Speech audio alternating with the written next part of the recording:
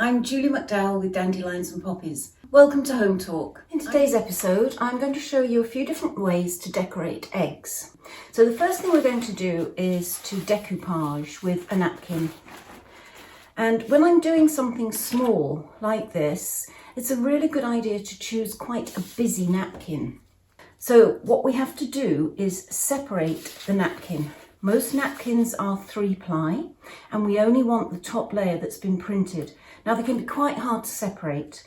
So I found the easiest way is actually to stick a little piece of sellotape on the end, on the corner, and then tease away the other layers. So there's the first layer.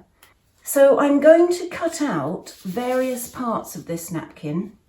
I'm not going to use all of it. I'm going to be quite deliberate on the bits I want, but I'm not going to use scissors. I'm going to use instead a small artist brush and some water. Dip the brush into the water and then trace around with the wet brush the bits that I want. And not very big because obviously we're sticking them on a small object. And then you can pull that and then you've got just that part that you wanted. And then I choose another bit, this little pink bit here, and pull that out. And what that does, it gives us a very soft, feathery edge. Here's my egg, and I've taken the little hangy thing off it. And what's so great about this, that hole in the bottom, means you can use a wooden skewer and then you have something to hold it by while you're working on it. So then I apply some glue and I start to stick on my napkin using the brush to smooth it out. Now you may get a few wrinkles, but you're not going to notice them because that's the beauty of using a busy napkin. So you keep going all the way around until your whole egg is covered with the design. And then you have to put that somewhere to dry. And I am going to use this dry oasis that I've got because I'm going to be using this in one of my other projects today. For this egg, what I'm going to do is I've got it secure on my skewer. I'm going to paint it in one solid colour using acrylic paint. This is artist's acrylic paint. And you can paint whatever colour you like, but you need acrylic in order for it to stick.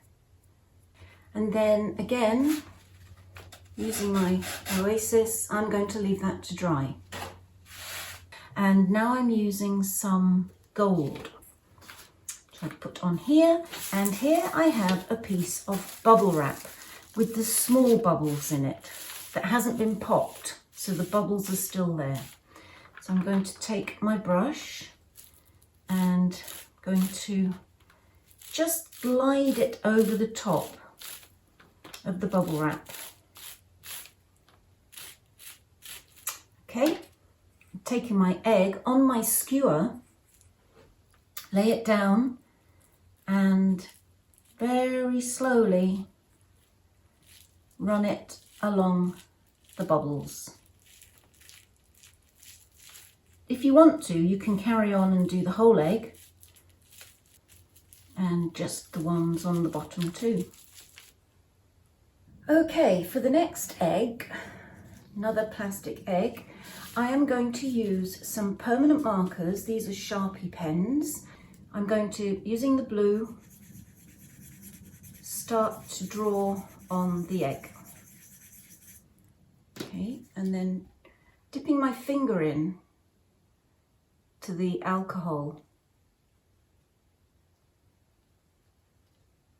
Just going to let it run. And every time you put alcohol on the permanent marker, it will move it around. So we just have to let it kind of set up for a little minute. Keep going back over what you've done and you'll start to see that it's really making a lovely marbled effect on the egg as the colours start to mingle. So here's a nice green and blue one that I did, and I have also stuck on here these little sticky back beads. They come in a strip, they're very easy to use, and here's another combination. These are the pearls I used on the decoupage one, and diamonds. And here's a pink and orange one that I went crazy on and stuck diamonds all over it. For this egg, I cut the top off, like you would when you're eating a hard-boiled egg. So I used an X-Acto knife to make a slice in it, big enough that I could get a pair of scissors in and then just cut it around randomly. I'm not going to use the top part of it, I'm going to use this bottom half. Here's one I already did, and so I've painted it in a duck egg blue.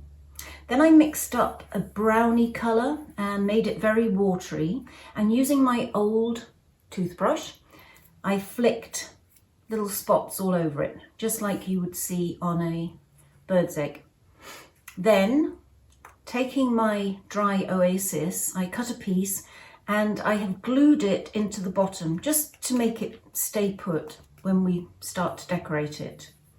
So now, taking some silk flowers that I got in the dollar store, I'm now going to just stick them into the oasis. Use some of this. It will eventually dry so it doesn't move, which is the point of putting the glue in. And then I've got a little chicken, and I'm going to put some glue on his feet, same glue, Elmer's, and I'm just going to stick him on the top. How cute is that? I love that. Now I'm probably going to make a little hanging thing for him as well. And here's my Easter egg tree. I grabbed some branches from the garden, put them in a vase, and I've hung all my different designs on there. Really happy with how they've turned out. And because I made so many, I've also made a little display underneath. I grabbed some more of the moss and flowers and chickens. And the great thing is I can put all these away and bring them out again next year. Now you can do all these techniques I've shown you on real eggs if you choose. You're watching Home Talk. I'm Julie McDowell. I really hope I've inspired you to have a go. I'll see you next time. Mm-hmm.